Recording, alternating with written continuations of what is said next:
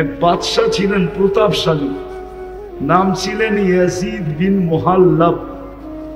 মুসলিম বাদশাহ, মালিক ইবনে দিনার রহমতুল্লাহ আলাইহির জমানায় বড় আল্লাহওয়ালা ছিলেন। মালিক ইবনে দিনার ওলামারা চিনে। তো উনি ওনার দিকে একটু বাঁকা চোখে দেখছিলেন, বাঁকা চোখে। তো বাদশাহ ডাইকা জিজ্ঞাসা করছে, তুমি তো আমার রাজত্বেই থাকো, তুমি কি আমাকে চিনো না? বলছে অবশ্যই চিনি। বলছে তাহলে বাঁকা চোখে কেন দেখলা? তো বলল, শোনো, আমি তোমাকে তোমার চেয়ে বেশি চিনি। তো সে একটু আশ্চর্য বোধ করলো, আরে আমার চেয়ে আমি আমাকে যতটুক না চিনি, এই লোকটা আমার চেয়ে আমাকে বেশি কি করে চিনে? বলছে বলো। আগের যুগের বাদশারা প্রতাপশালী ছিল, কিন্তু বেয়াদব ছিল না। কি ছিল না? বেয়াদব ছিল না। রাগ হয় না, পায়ে হাত রাখি। আজকাল তো মানুষ একটু ক্ষমতা পাইলে শুধু প্রতাপশালী হয় না, বেয়াদব হয়। আদব কায়দা হারায় ফেলে, ঠিক না? আদব কায়দা, কথা বলারও ঢং জানে না। তো বাদশাহ জিজ্ঞেস করলো, তুমি আমাকে আমার চেয়ে বেশি কিভাবে চিনো? তো মালিক ইবনে দিনার রহমতুল্লাহ আলাইহি বলতেছিলেন, আমা কানা আউয়ালুকা নুতফা, তোমার উৎস কি বীর্য ছিল না? তোমার তৈরি তো বীর্য থেকে, ঠিক না? আরে কি সত্য তো? দুর্গন্ধময় নিকৃষ্ট একটা পানি থেকে। তো বলছে বালা, অবশ্যই।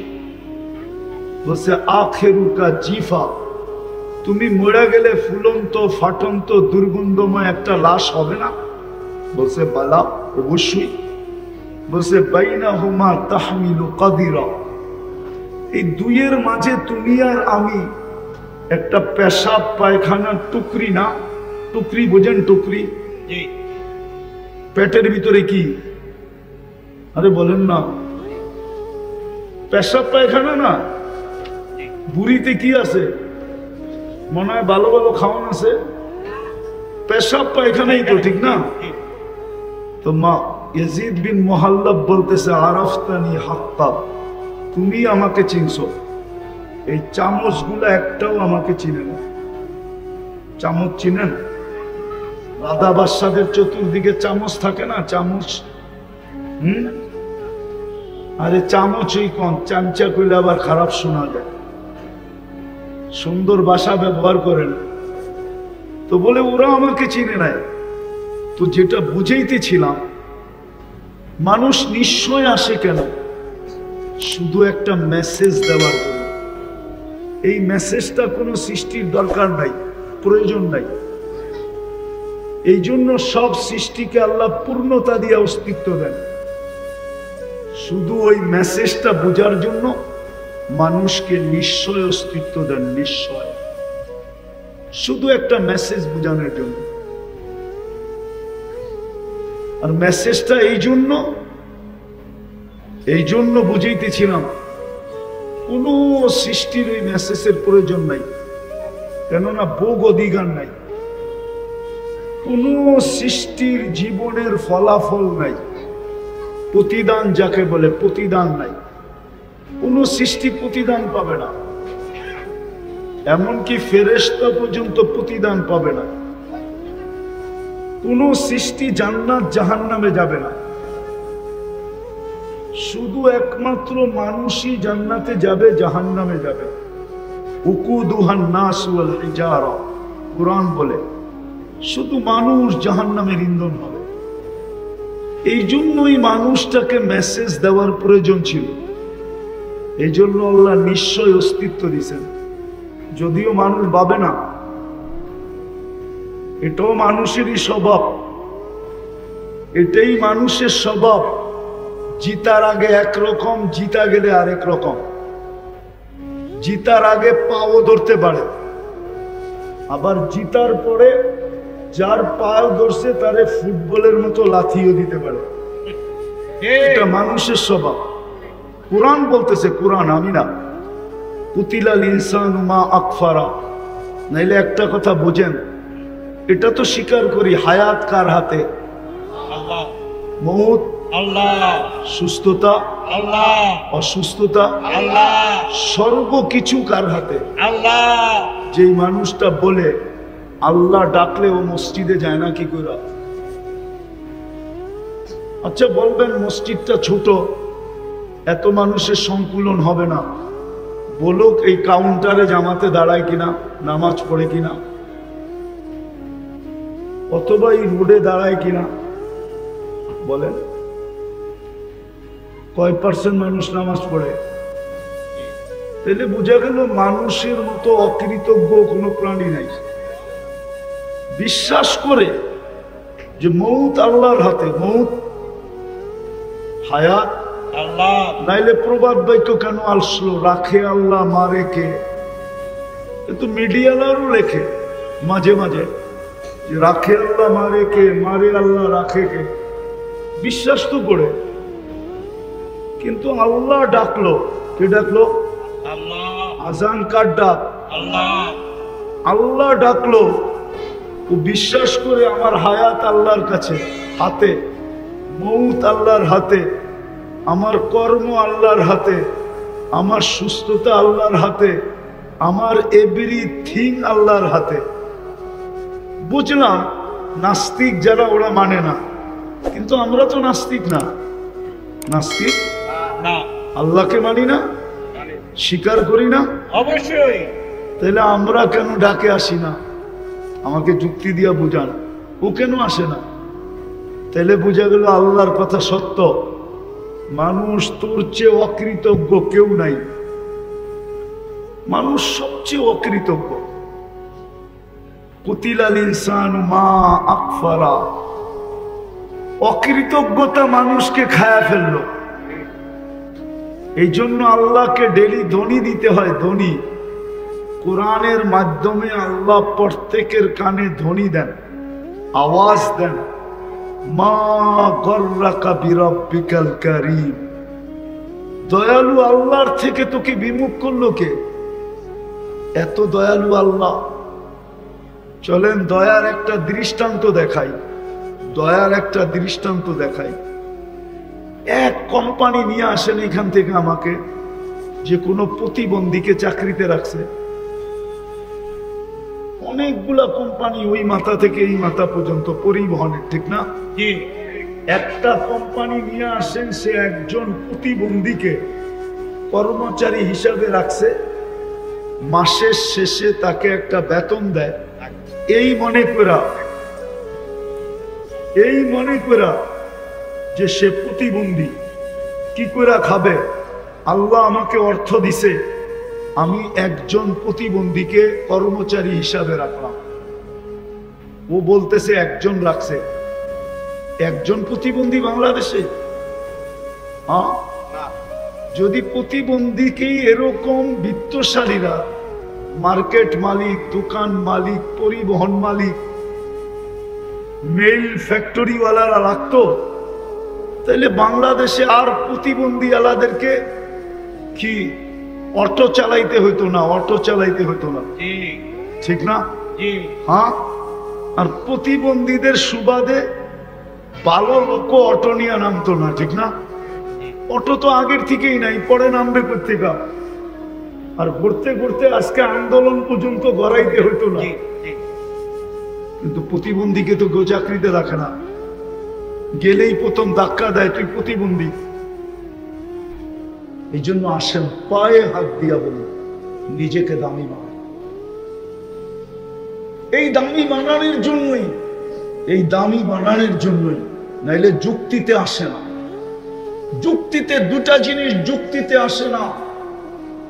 কোন কোম্পানির মালিক যত বড়ই সদয় দিলালা হোক না কেন, যতই দাতা প্রকৃতির হোক না কেন, যত বড়ই হাতেম তাই হোক না কেন, কোম্পানির প্রত্যেক শ্রমিককে অফিসে যাওয়ার আধা ঘন্টা আগে ফোন করে, এরকম কোন কোম্পানি বাংলাদেশে নেই, ঠিক না? ঠিক না? কিন্তু ফিঙ্গার চেক করে এরকম 90% প্রোগ্রাম কোম্পানি আছে ফিঙ্গার চেক করে। ফিঙ্গার বোঝেন না? বোঝেন না? আপনাদের কারখানায় ঢোকার আগে ফিঙ্গার দিতে হয় না কেন? আপনি আধা ঘন্টা পরে আসলেন না আগে আসলেন এটা দেখার জন্য, ঠিক না? আপনার হাজিরি দেখার জন্য, ঠিক না? কোন আল্লাহর মতো সত্তা নিজে দায়িত্ব নিলেন যে তোকে দামি বানানোর দায়িত্ব নিলাম আমি, বিদায় ডেলি 5 বেলা আমি ডাকবো, আর আমার বাড়িটা তোর মহল্লায় দিয়া দিব। আল্লাহর ঘরটা প্রত্যেক মহল্লায় হওয়া, প্রত্যেক গ্রামে হওয়া, প্রত্যেক রোডে হওয়া, এটা যুক্তিতে আসে।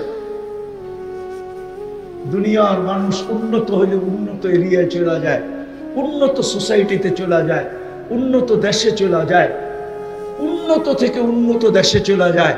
আল্লাহর চেয়ে উন্নত কে? আল্লাহর চেয়ে বড় লোক কে? আল্লাহর চেয়ে ধনী কে? আল্লাহর চেয়ে ডিজিটাল কে? আল্লাহর চেয়ে আপডেট কে? আল্লাহর থেকে স্মার্ট কে? আল্লাহর থেকে বড় কে? আল্লাহ তো হুয়া আকবার, সবচেয়ে বড় আল্লাহ। উনি কেন ঘরটা আপনার এখানে দিল, মহল্লায় দিল? কেন আপনাকে ডাকার দায়িত্ব নিল? 5 বেলা কে ডাকে? কে ডাকে? জোরে বলেন। আল্লাহ বললে গুনাহ হবে না, 40 নেকি মিলবে, 40 নেকি। আল্লাহ বলার মতো বলি না, এই জন্যই তো বুকে ব্যথা, হার্টের প্রবলেম। রাত্রে উঠা বুকের ভিতরে শক্তি দিয়ে আল্লাহ আল্লাহ বলে দেখেন 1 মাস আপনার হার্ট কেমন স্ট্রং হয়, তারপরে দেখেন ভিতরটা কেমন আলোকিত হয়। আল্লাহু নূরুস সামাওয়াতি ওয়াল আরদ। আল্লাহ বললে গুনাহ হবে না। কে ডাকে? শুধু আল্লাহ তো ডাকে না, রহমান ডাকে, রহিম ডাকে, মালিক ডাকে, কুদ্দুস ডাকে, সালাম ডাকে, মুমিন ডাকে, মুহাইমিন ডাকে, আজিজ ডাকে, জব্বার ডাকে, মুতাকাব্বিরুল খালিকুল বারিউল মুসাব্বিরুল গফফারুল কাহ্হারুল ওয়াহ্হাবুর রাযাকুল ফাত্তাহুল আলিমুল কাবিদুল বাসিতুল খাফিদুর রাফিউল মুইজ্জুল মুদিল্লুস সামিউল বাসীরুল হাকামুল আদলুল লতীফুল খবীরুল হালিমুল আযীমুল গফুরুশ শাকুরুল আলিয়ুল কবীরুল হাফিজুল মুকীতুল হাসিবুল জলিলুল করিমুল রকিবুল মুজিবুল ওয়াসি الحكيم الودود المجيد الباعث الشهيد الحق الوكيل القوي المتين الولي الحميد الموصي المبدي المعيد المحيي المميت الحي القيوم الواجد الماجد الواحد الأحد الصمد القادر المقتدر المقدم المؤخر الأول والآخر الظاهر والباطن الوالي المتوالي البر التواب المنتقم العفو الرؤوف مالك الملك ذا الجلال والإكرام المقسط والجامع والغني والمغني المانع الدار النافع النور الهادي البديع والباقي الوارث والرشيد الصبور جل جلاله 99 পদের মালিক আল্লাহ ডাকে। আপনাকে আমাকে দামি বানানোর জন্য ডাকে, জান্নাতের চাবি দিতে ডাকে, কুদরতি পায়ে মাথা রাখার জন্য ডাকে, আল্লাহর সাথে কথা বলার জন্য ডাকে। মুসাল্লি নাজি রব্বা, নামাজি আল্লাহর সাথে কথা বলে, কথা বলার জন্য ডাকে, পর্দা সরানোর জন্য ডাকে। ইদা সাজাদাল আব ইরতাফাল হিজাব বাইনাহু ওয়া বাইনার রহমান, কোন পর্দা থাকে না, এই জন্য তো ডাকে। 90% জন নামাজ পড়ে না। আজকের থেকে তওবা কইরা বেশি করতে হবে না, বেশি। আমাদের আল্লাহ এরকম না যে বেশি করতে হবে। আজকে তো শ্রমিকরে খাটায় 12 ঘন্টা, বেতন দেয় 8 ঘন্টার, 8 ঘন্টার, ঠিক না? না 8 ঘন্টার দেয় না, 12 ঘন্টার দেয়। নাইলে এত আন্দোলন বেতনের লেগে কেন হয়? মালিক পক্ষ মনে করে আমি তো বিল্ডিং মাত্র নিউ ইয়র্কে একটা বানাইলাম, আর বাকি তো কানাডা রয়েই গেল, অস্ট্রেলিয়া রয়ে গেল, ইংল্যান্ড রয়ে গেল, নিউজিল্যান্ড রয়ে গেল, জাপান রয়ে গেল, দুনিয়ার বড় বড় জায়গায় বিল্ডিং বানানো রয়ে গেল। তোকে এত বেতন দিব কেন? আমি আগে বিল্ডিং বানাই আনি, ঠিক না? তাইলে শ্রমিকের আন্দোলন হইতো কেন? মালিক পক্ষ যদি মনে করত যে শ্রমিকের মাধ্যমে আমার এই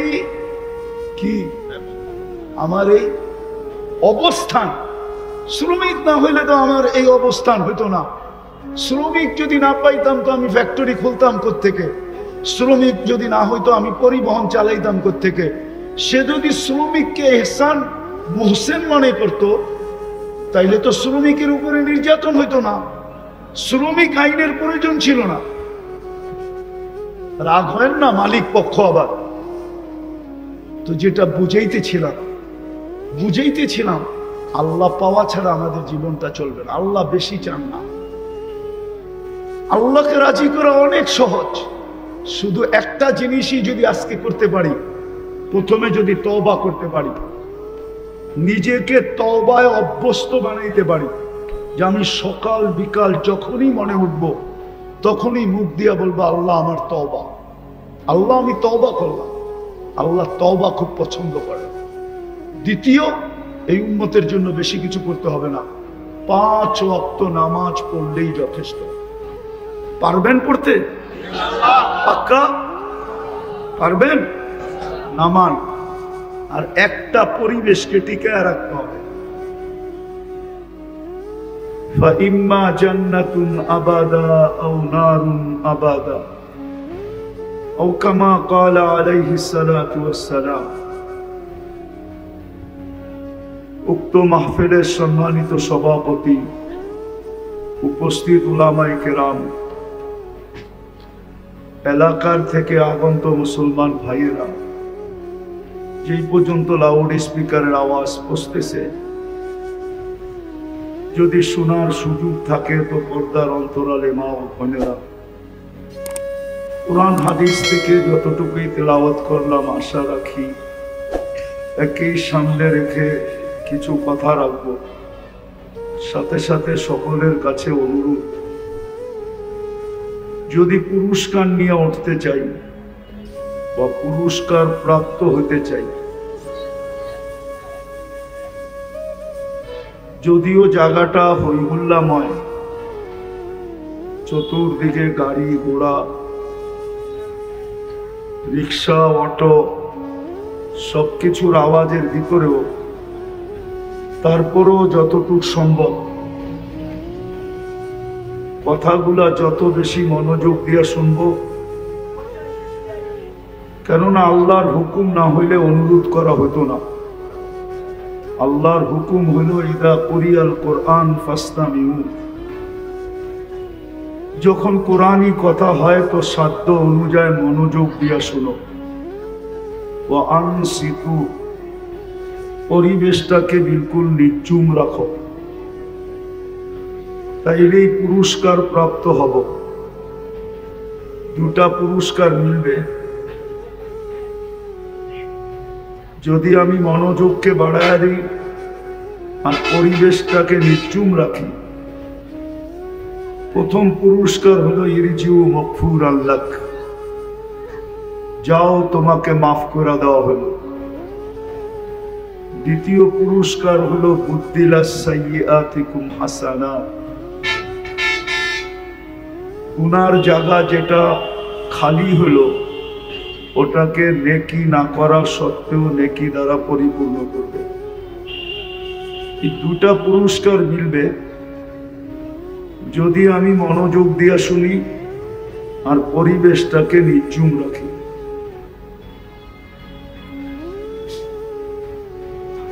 সৃষ্টির সেরা হিসাবে একটা কথা চিন্তা করা উচিত, যে মানুষ দুনিয়াতে নিশ্চয় আসে কেন? খুব মনোযোগ দিয়ে শুনতে হবে। কিন্তু যুক্তি, তর্ক, বিবেক, বুদ্ধি এটাই বলে যখন সৃষ্টির সেরা তো তাকে সবকিছু নিয়ে আসা উচিত ছিল। শুধু শারীরিক গঠনগত পূর্ণতা না, সর্বদিক দিয়ে পূর্ণতা নিয়ে আসা উচিত ছিল। কেননা মানুষ সৃষ্টির সেরা। দ্বিতীয়ত, মানুষ তৈরি হলো কুদরতি হাত দিয়া। সমগ্র সৃষ্টি তৈরি হলো হুকুম দিয়া, দুটা অক্ষর দিয়া, একটা কাফ একটা নুন। আর মানুষ তৈরি হলো কুদরতি হাত দিয়া। তো যেটা হুকুম দিয়া তৈরি হলো সেটা তো সর্বদিকে পূর্ণতা নিয়ে আসলো। চোখের দেখা বলতেছি, মুরগির বাচ্চা ডিমের থেকে বাহির হইতে দেরি, হাঁটতে দেরি করে না। গরুর বাচ্চা মার পেট থেকে আসতে দেরি, 2-4 ঘন্টা পরে দৌড়াইতে দেরি করে না, ঠিক না? কিন্তু এটা তো হুকুমের তৈরি, আমি তো কুদরতি হাতের তৈরি। আমি কেন নিশ্চয় আসলাম? নিশ্চয়তার চিত্রটাও দেখাবো।